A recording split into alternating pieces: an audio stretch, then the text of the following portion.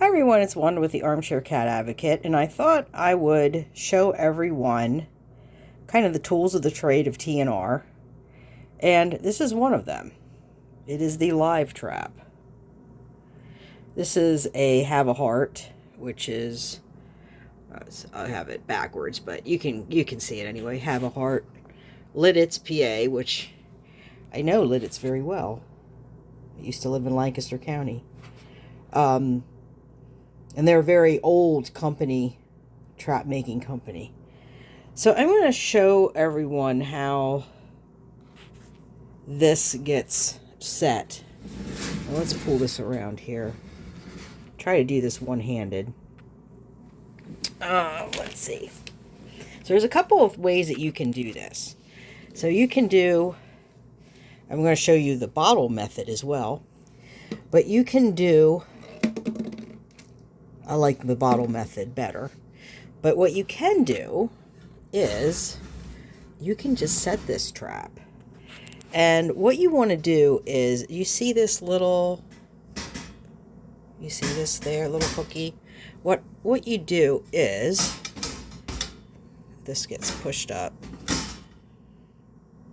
And see what I'm doing. I'm pushing this here. And let me see if I can get this on my leg here. There we go. So what we want to do is you want to pull that up like so. And I'm just going to prop it up with my leg. And then you want to hook that like that. Do you see how that works? See, I think I have it. Yeah, it's not snapping down on my leg. Okay. So then what you're going to do is, once you have it hooked up like that, generally you would line the bottom of it with some either newspaper or puppy pads, because the cat's going to be in there a little while till they get spayed and neutered. Spayed or neutered. And we generally cover it with a towel, blanket, something. We also, you don't let the cats out in these. So this is something that you have to kind of monitor. You can't just set it and walk away and let the trap sit there and let the cat in the trap for 8 hours, because you can come back and you can find an unalived cat, depending how cold it is. So what we're going to do is, and it's going to make a big noise, so I'm giving everyone a warning right now. So if you're triggered by loud noises, maybe just mute this. But so what you would do is you'd put some bait here.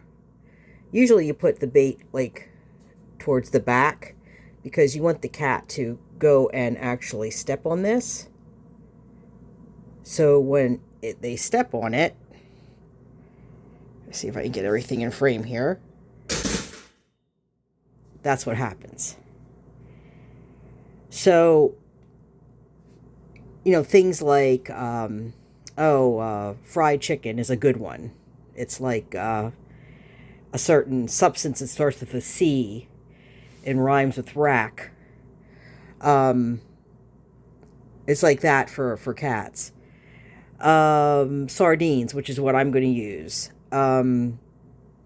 Wet food, if they're normally eating dry food, that could be a special treat. Chicken, just regular chicken. Anything. But the stinkier it is, the better it is. And also, generally, we don't feed them for like a day or two beforehand, so that they're good and hungry, and they're going to be more enticed to go into the trap. So I want to show you the second method here. So the second method of these traps, which is the one that I prefer, because I have more control over things when I do this, is the bottle. You just take a water bottle. You know, I just have my Deer Park 16.9 ounce water bottle. I wrap some string around it.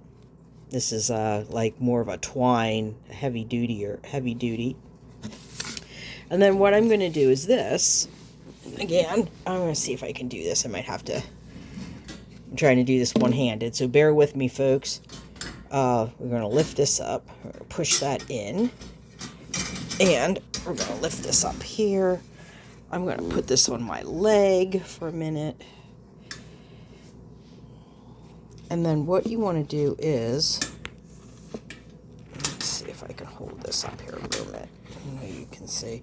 So you can see the bottle. See what I'm doing here? I'm going to put the bottle like that.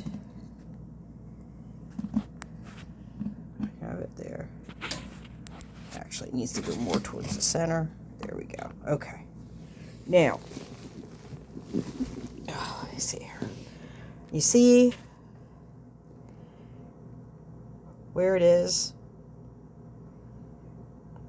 And so what you can do then is this way the cat will go in there.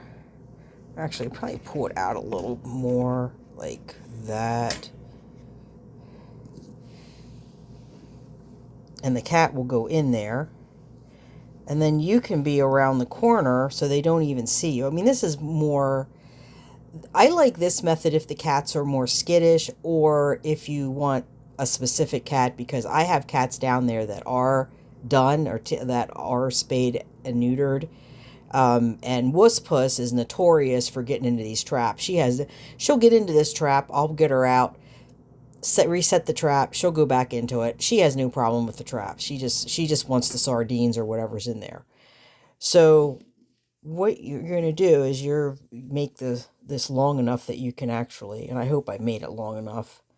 I was trying to measure it, and Fury was chewing on the end of it when I was trying to measure it. So I think I have enough anyway that I can at least like get around the side of my car where I'm not so close to them.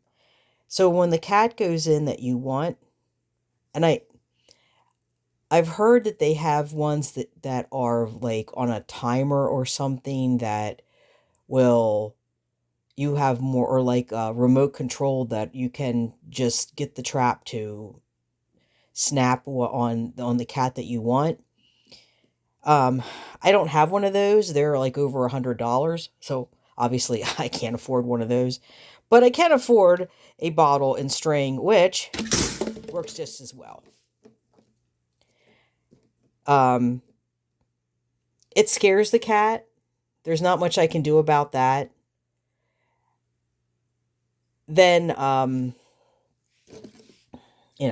there's just not much you can do about that. It is what it is. It's going to make a noise.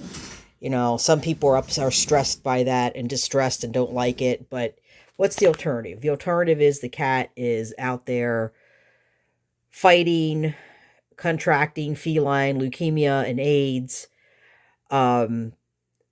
pregnant, constantly producing more kittens that may or may not survive. It's just the momentary trauma of a loud noise is nothing compared to a lifetime of struggle and suffering for these cats. So as far as I'm concerned, I don't like it, but it is what it is. Then what we will do is cover this. Of course, this will be covered, and the cat will be, well, it depends. If it's tempered out, they could stay out. Like, they could stay out in a covered area. It's cold right now. It's around 40 degrees. So I will, if I'm successful and I get somebody in here, they're going to come in and I'll just keep them in my back room until Kayla can come and get them, because she said she'll come and get them. I'm pretty sure I can get Yums if Yums is around. I'm pretty sure. I've kind of waited until it's about 2 o'clock, I think, right now, and I wanted to wait until it was a little bit later. I think I'm going to go down first and try to get him, and then I'll take the trap down, set the trap, put stuff in the trap, and then bring food down for everybody, and then just see who I can get. Because I don't know if the female will be down there or not. I just saw her once. And it's kind of hard to... You kind of just have to get who you can get. If I see that female... Because my other trap is over at my friend Susan's place, because I had it on the balcony, and I had to move all the stuff from the balcony, so she still has stuff that I had on the balcony stored in her garage that I haven't gotten back yet. So, because I haven't needed it, so I may have to get that back from her. So I have a third one. I'm just kind of figuring where I'm going to keep these. I guess I'll put them on the balcony till the landlord has a fit, and then I'll have to move them somewhere else. So anyway, that's just TNR 101, how to set a trap. Now comes the hard part, actually getting the cat to go into it. All right, everyone. Thanks for watching. See you in the next one. Bye for meow.